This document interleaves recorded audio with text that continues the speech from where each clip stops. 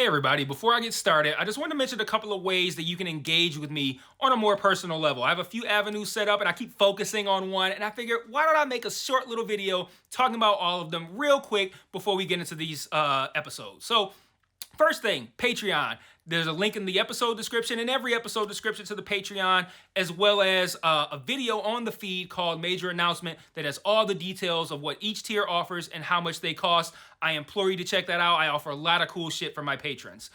Second thing, the Discord channel. There's also a Discord link in the episode description and in every episode description. I have multiple channels set up there for each show that I'm covering, and it's a great way to just engage with me. I have a channel set up for MMA talk as well. I'm a big MMA fan, so if you're an MMA fan, you can check that out as well. There's a link to the Discord in the episode description. And then lastly, the Facebook and Twitter. Social media. Follow me on there. I post news on there. When I say news, I mean like, hey, I'm stopping covering this show. Hey, I'm starting covering this show. Let me know what you think about this. I do live watches of things on Facebook where like I'll check in and say I'm watching so-and-so show, and then I'll like live comment while I'm watching it, and that'll be cool if maybe you watch that show too and you want to watch along with me, or you're watching it later and you will see my thoughts, which are usually pretty entertaining because I'm usually pretty high when I'm writing them. So check out all those links in each episode description, and let's talk about this episode. Peace. One mic. Yeah. All I need is one mic. Yeah. All I need is one mic. Hey everybody, welcome back to One Mic, and today I'm here to talk about season 1 of hopefully several seasons of Marvel Spotlight's Echo. You know, I love the Marvel Spotlight shit. It comes on and makes me feel like I put this on my Facebook page, like I need to have on a fucking top hat and a monocle to watch a Marvel Spotlight feature. But you know, it's my first time, not my first time, but my first time in a long time reviewing something Marvel based, just because Marvel stuff doesn't do well on my channel. I'm not popular enough yet, and there's a ton of competition out there. You know, every fucking Marvel thing that comes out, everybody's reviewing it, and I'm too small to have the algorithm push my shit to the top, so nobody watches it. And it's just a kind of a waste of time for me. But I figured this show was going to be one that not a ton of people were going to watch, not a ton were going to be covering. I haven't covered a Marvel thing in a while, and I'm still not covering this in like an official capacity. I'm not doing a video for every episode. I'm just going to talk about season 1 right here. But I watched this and I enjoyed it enough that I felt compelled to just sit down and talk about it real quick. You know, it was a short watch, 5 episodes. The episodes got increasingly shorter. I think the longest one was like 50 minutes, and then the last 2 were under 30 something minutes. But I think this is an incredibly strong entry into Marvel's television catalog on Disney Plus. I feel like the finale left a lot to be desired, and I'm going to talk about that. Normally, not sticking the landing is pretty damning for a show, but overall, I really enjoyed this show in spite of that. I say right now, this might even be probably just behind Loki season 1 as far as Marvel's Disney Plus television shows for me. And it felt very much in a similar vein to the Daredevil Netflix series, which as far as Marvel content on television goes, Daredevil season 1 is still the one to beat. I like the maturity of it, obviously. I don't need all of my Marvel content to be replete with jokes and bright and vibrant colors and all this kind of shit. Like, you know, this show, it was small, it was simple, it focused on relationships, which is something you wouldn't think would be terribly compelling, family specifically. And culture. And, you know, I've been loving the influx of Native American stories that we've been getting lately, from the 3 seasons of Reservation Dogs to 1923 on Paramount to Killers of the Flower Moon to this. And, you know, I find their culture and traditions to be intriguing. I find these stories to be compelling. And these actors, man, they're all so fucking good. Like, we saw Lily Gladstone just won a Golden Globe for Killers of the Flower Moon. We see her on Res Dogs. We know how good she is. She's not on this, but I'm speaking to the bigger point of how it kind of feels like we've had these great actors who have just been sitting there being underutilized. And I'm so glad that we're getting to see them not just share their stories, but see these actors come out of here and fucking knock it out of the park. Like on Echo, we get a lot of familiar faces from Reservation Dogs. And not just background actors either. Like, some of the characters' big dogs are here. And some new faces as well. New faces on like the Native American story front, because a lot of these actors have been going from show to show. But every single actor crushes their role on this one. But I really wanted to put a spotlight on Cheske Spencer. He plays Uncle Henry on this one. Excuse me. I've recorded a lot of videos today. Throat's getting a little wary. Wary, that doesn't make sense. A little weak. He was in a great, Cheske Spencer was in a great miniseries called The English in 2022. And he's great here again, sharing several outstanding scenes with Delvin Cox's Maya, who, of course, she is great as well. And all of these scenes take place in virtual silence. And I laugh because I'm kind of poking fun, but I'm not, because in a much more honest and sincere way, these scenes are incredible. They're captivating scenes with heavy topics being discussed entirely in sign language. And at no point did I even notice, let alone get bored or antsy. Like, it was only after the scene was over and I'd allow myself to breathe and I'd go, oh shit, like the whole thing was signed.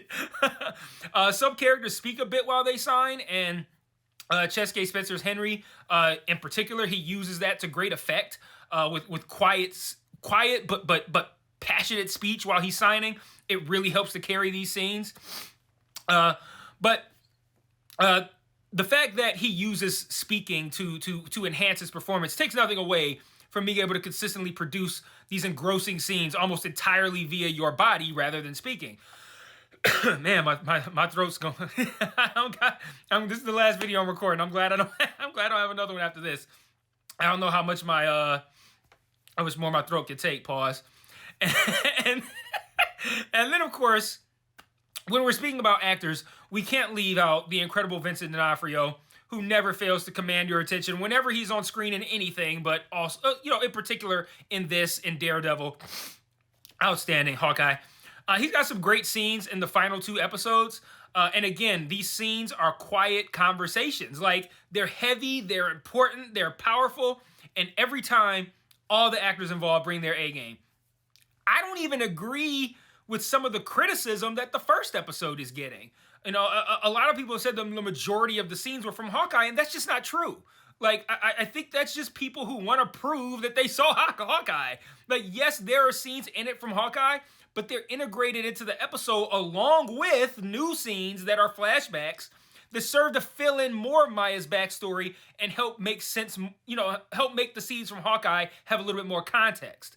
If you hadn't seen a Hawkeye, you definitely would need that information. And I think integrating it into the episode was a great idea rather than just having your customary kind of like previously on Hawkeye, which this isn't Hawkeye, but you know what I mean? Like a recap before this started that laid out the things that happened in Hawkeye. I like that they integrated it into the episode. But of course, if people don't bitch about it, then you won't know that they've seen Hawkeye. So like, I don't subscribe to, the first episode was mainly shit from Hawkeye. No, it wasn't. It was barely from Hawkeye. There were a handful of scenes from Hawkeye. A lot of it takes place during that same time period, but again, it's new scenes that are helped to enhance what we already saw. So if you see people doing that, don't buy it. For me though, like I said, it had no impact on my very high enjoyment of that first episode, and I promise you, if you've seen Hawkeye, the amount of scenes from Hawkeye that are in the first episode of this are far fewer than what people are making it sound like. Trust me, it's not that bad. They just want you to know that they've seen Hawkeye. Furthermore, the flashback scenes in the episode that are there are really good. Like, I just think the complaints about the Hawkeye stuff in the first episode are disingenuous. They also roll out Matt Murdock in episode 1 in a flashback fight scene that we've never seen before that's absolutely incredible. And I really can't believe people are fixing their mouths to complain about episode 1. Like, that scene was so fucking sick, man. Like, there's a lot to that scene, not just the Matt stuff, but, oh, man, it was a sick fucking scene, man. Another thing I liked that I alluded to earlier was the integration of the native culture. Each episode is named after one of the native characters that we meet in the even more flashbacky flashbacks. They kind of loosely tie these ancestors to Maya in the present day, and I'll talk about that later when I talk about the finale. But what impressed me the most was seeing consistent themes across all of the native stories I've seen, not just on this show. The emphasis on family and tradition and community, elders damaging their relationships with the youth because of their stubbornness. That's been consistent. Powwows, the ceremonies, the lexicon, like the way they speak to one another, the terminology, the ways they express themselves. It's just really refreshing to see a spotlight, no pun intended, on put on different cultures and their stories. And I like the complexity of the characters too. I mean, this thing is 5 episodes, and Maya's a piece of shit for like 4 of them. That's some pretty good character work there. If the protagonist is a piece of shit for 80% of the season. Her grandmother, an actress that was also both in Reservation Dogs and Killers on a Flower Moon, she's kind of a piece of shit too. But that's who these people are. They're authentic. They're not perfect. They make mistakes. They're selfish. They're stubborn. And they don't easily make up with one another. These ain't Hallmark movies. This is reality. This is life. And this is what relationships can be like sometimes. And I appreciate that authenticity. Having said all that, I do have one complaint, which again, if you've been paying attention, you know what it is. They didn't stick the landing. That finale, that wasn't it. I mentioned earlier that they loosely tied the ancestor scenes with the present day, and they did. The idea was that Maya inherited some of the gifts of her ancestors as they have echoed down to her through generations. We see her exhibiting some of these abilities during a fight scene in, I want to say it was like episode 3. She like channels kind of like each of the ancestors that we'd seen to that point and uses one of their talents to aid herself in some way during this fight. But the reason I say that they loosely tied together, because that what I just described isn't a loose tie, it's a pretty strong connection. But the reason I described it as loose is because this connection between Maya and her ancestors is at the forefront of her conflict with Kingpin in the finale, and they didn't do a good enough job explaining the connection and the abilities that it gave Maya in the first 4 episodes. Now, what I just said prior to that sounds like, well, shit, it sounds like you understood it. And to be clear, I thought that I did. But then Maya's doing all kinds of shit in the finale that was never established, like sharing her abilities with other people and seemingly doing some sort of like mind control thing on Fisk where she's making him like re-experience shit from his past. And I'm watching that shit in the finale and I'm like, hold on, since when can she do this shit? Like, we ain't even seen the ancestors do this shit, let alone Maya doing it. And then to make matters worse, when she releases Fisk from this mental chokehold that she has him in, he's like, what did you do to me? And he's screaming, and then he just scurries off and flies away in an airplane and the season ends. And I'm like, the fuck? Like, that's how you end it? Like with a psychic battle between Maya and Fisk, with Fisk just slithering away back to New York? Who the fuck's idea was it to end it that way? Like, I don't know, man. Like, that was... I don't know, I was expecting another epic, like, hand-to-hand fight scene, something like that, and we don't get that at all in the whole final 2 episodes. Now, granted, I didn't care that I didn't get it in episode 4 because the character moments and conversations were so good, but still, it's like, I feel like hand-to-hand combat is like the cheapest way to produce good action scenes, and it's what the viewers of Daredevil and presumably this were expected to see anyway. So, like, why did you shortchange us on that in the finale? Like, I wanted to see, like, she got that whole new fucking leg. I wanted to see her kick the shit out of Fisk with that fucking leg. She ain't kicked nobody with that leg. Like, not in a way where we got to see the leg specifically have an impact. Like, she fought a couple of people in that scene, but, like, I'm expecting, like, a big fucking climactic fucking fight scene with Kingpin. I'm expecting her to use that leg, maybe hit him a few times. Like, nothing. Just and then he runs away. Like, what the fuck, man? But having said that, despite the finale of a 5-episode show, so that's 20% of the series, 20% of the season being a letdown, I still highly endorse this show. I thought it was great, and I thought it was one hell of a strong start to the 2024 TV slate. So hopefully it'll get another season. Let me know what you thought about in the comments, and I'll see you guys next time. Peace.